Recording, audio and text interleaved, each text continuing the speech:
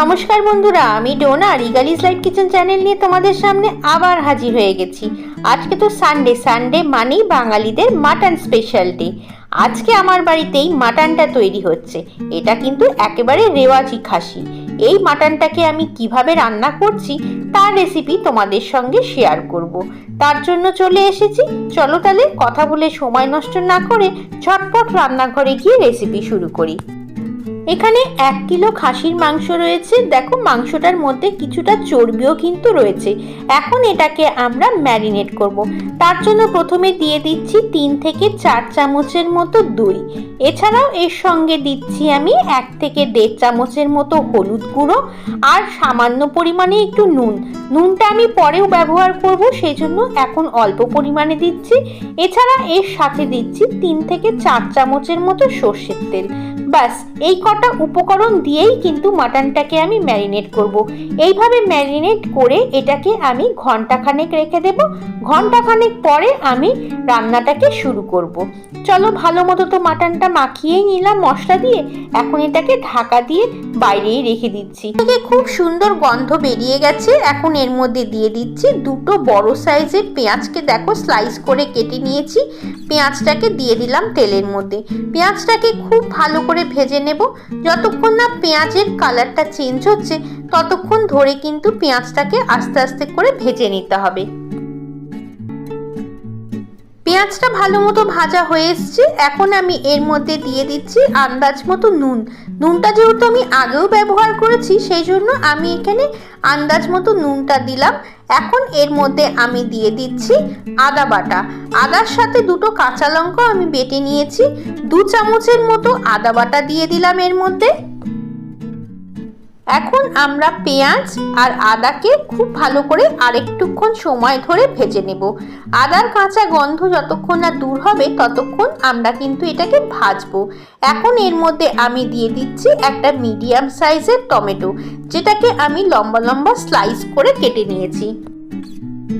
মাংসতে আমি বাটা মশলা ব্যবহার করছি। এর মধ্যে আছে রসুন, শুকনো লঙ্কা আর গোটা জিরে। শুকনো লঙ্কার পরিমাণ আছে 5 থেকে 6 খানা, গোটা জিরে আছে 1 থেকে 1.5 চামচ আর রসুন রয়েছে একটা বড় সাইজের। সমস্ত কিছুকে খুব ভালো করে মিক্সিতে পেস্ট করে তবেই আমি এর মধ্যে ব্যবহার করছি। এখন এর সাথে দিয়ে দিচ্ছি এর মধ্যে 1 চামচের মতো হলুদ গুঁড়ো। হলুদ গুঁড়ো আমি আগেও ব্যবহার করেছি। আর কালারের জন্য দিচ্ছি এর মধ্যে কাশ্মীরি লঙ্কার গুঁড়ো। ঝালটা কিন্তু যার যার ব্যক্তিগত ব্যাপার। আমি এখানে 4 থেকে 5টা শুকনো লঙ্কা নিয়েছি।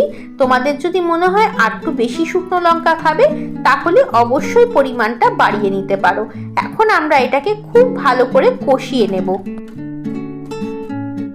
মশলা কষানোর সময় আমি মিক্সি দিয়ে একটু জল রেখেছিলাম, সেই জলটা দিয়ে দিলাম। এখন এই মশলাটাকে আমরা খুব ভালো করে কষিয়ে নেব যতক্ষণ না তেল ছাড়া ছাড়া হয়।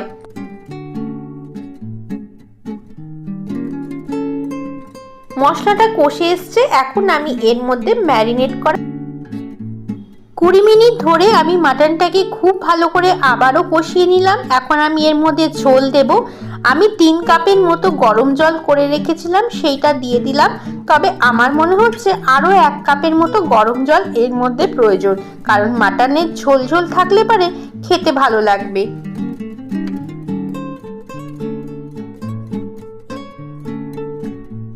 এর মধ্যে আমি আরও 1 কাপের মতো গরম জল দিয়ে দিচ্ছি, কারণ ঝোলের আরেকটু প্রয়োজন আছে বলে আমার মনে হচ্ছে।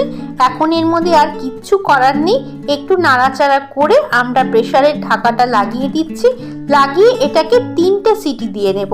আর গ্যাসের ফ্লেম কিন্তু একেবারেই স্লো করে 3টে সিটি দেবে, দেখবে সুন্দর মাটনটা গলে গেছে।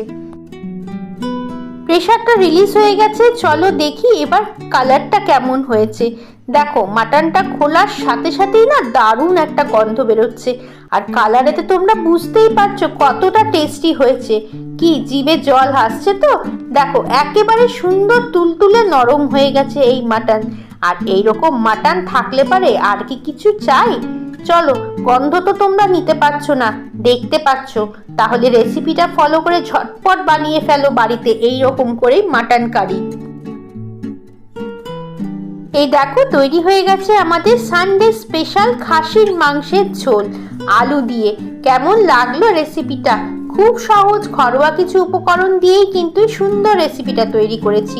আশা করি তোমাদের ভালো লাগবে। যদি ভালো লাগে অবশ্যই লাইক, কমেন্ট, শেয়ার করো। নতুন বন্ধু যদি হয়ে থাকো বা আজকেই প্রথম চ্যানেলটা দেখছো তাহলে অবশ্যই সাবস্ক্রাইব করে পাশে থাকা বেল আইকনটা টিপে রেখো। তাহলে আমি যখনই কোনো ভিডিও আপলোড করব তার নোটিফিকেশন তোমাদের কাছে পৌঁছে যাবে।